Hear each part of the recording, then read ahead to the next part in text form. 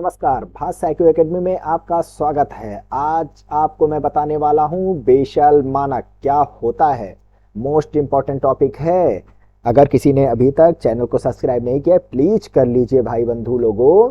चलिए शुरू करते हैं। बेशल अक्सर न्यूज में आप सुनते आ रहे हैं।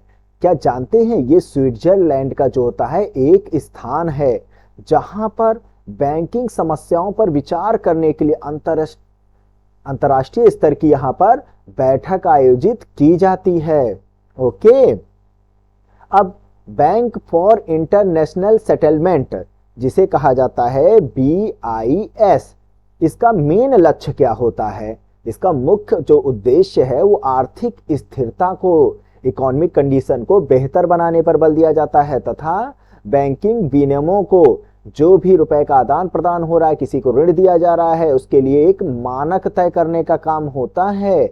याद रहेगा ये चीज, ताकि NPA जैसी जघन्य समस्या से बचा जा सके।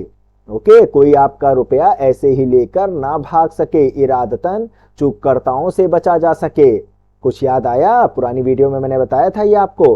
अब BIS का मुख्यालय अगर आपसे पूछा जाए तो ये कहां पर है? बेशल में है। स्टार लगा लीजिएगा इसको। अब कुछ और बिंदुओं को हम बता देते हैं, तब नेक्स्ट पॉइंट पे चलते हैं। बेशल के अभी तक कितने आए हैं, कितने इसके BIS के कितने मानक निकाले गए हैं? 1, 2 और 3 मानक इसके निकाले जा चुके हैं। लेटेस्ट तीसरा है।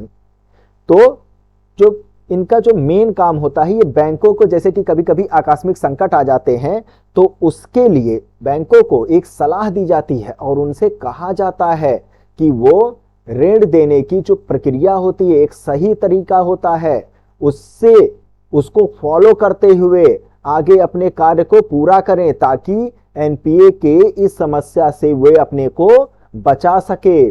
ओके, यही चीज इसमें बताया जाता है। एक सलाह दी जा रही होती है और पूरी पारदर्शिता लाने की इसमें बात कही जाती है ताकि किसी का रुपया डूबे नहीं।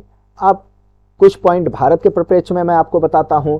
भारत में 1999 में, ओके, कब?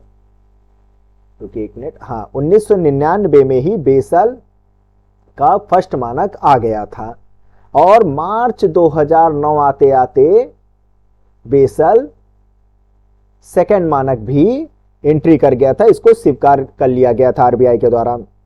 लेकिन अभी भी बेशल 3 मानक, इसको फॉलो करने के लिए RBI ने गाइडलाइन तो जारी कर दिया था, दिशा निर्देश जारी कर दिया था, लेकिन कुछ दिक्कतें आ गई। 2012 में सोचिए इसके लिए जारी किया गया था, लेकिन बीच में कोविड-19 कितना भयानक महामारी फैल गई थी, तो उसकी वजह से बेशल 3 के कार्यान्वयन को 2023 तक के लिए अभी भी स्थगित कर दिया गया है। ओके, ये पॉइंट आप याद रखिएगा। और इसके तहत बैंकों के लिए अपने सभी प्रकार के वित्तीय लेन देन, फिर चाहे वो छोटा ही हो या बड़ी लेन देन हो, दोनों की जानकारी सार्वजनिक करना अनिवार्य होगा। हर किसी की निगाह में आना होगा ताकि पता चले भैया कौन कितना ऋण ले रहा है, बैंक किसी को कितना ऋण दे रहा है। पूरा इसमें जानकारी उनको देना होगा। जो गाइडलाइन होगा उसको पूरा फॉलो करना होगा। ओके, और इसके अनुरूप बैंकों को प्रत्येक वर्ष जो होता है एक निश्चित राशि से जोखिम फंड का निर्माण भी करना होगा प्रत्येक वर्ष, ताकि इस फंड से उनको सुरक्षा प्रोवाइड की जा सके, उनको दिवालिया होने से बचाया जा सके। ओके, चलिए बेशल के बात हो रही है तो मैं एक पॉइंट और मैं आपको आज बता देता हूं। वो किसके बारे में? वो है पूंजी संरक्षण बफर। आपने बहुत सुना होगा, कैपिटल कंजर्वेशन बफर। ये क्या होता है? अच्छा, आप सुने होंगे कई जगहों पर कि जैसे अंग्रेज होते थे तो क्या करते थे, एक राष्ट्र को, एक जगह को वो बफर स्टेट के रूप में घोषित कर लेते थे। प्रेजेंट टाइम को ही ले लीजिए, नेपाल हमारे लिए बफर है। बफर एक कंट्री बोला जाएगा, देश बोला जाएगा। वो किस लिए? क्योंकि एक रूप से चाइना से और भारत के बीच में जब नेपाल होगा तो हमारे बीच कोई जो जमीनी विवाद होगा उसकी समस्या से निपटा जा सकता है। और मान लीजिए चीन ने नेपाल पर अपना अधिकार जताना चाहा तो भारत उसके विरोध में खड़ा हो जाएगा, जैसा भूटान में हुआ था। ओके, तो ये एक बफर कंट्री की तरह वर्क कर रहा है भारत के लिए। वही चीज है जैसे अंग्रेज करते थे, एक बफर स्टेट बना लेते थे, चाहे अवध हो, चाहे आप देख लीजिए नवाबों का हो उधर, तो वो इसलिए बना लेते थे ताकि दूसरे जैसे मराठा से उनसे बचा जा सके। तो ये चीज होता था। ओके, दूसरे की ये इस बफर स्टेट की रक्षा की जाती है ताकि अपने देश की रक्षा की जा सके। तो वैसे ही सेम बैंकों में चलता है।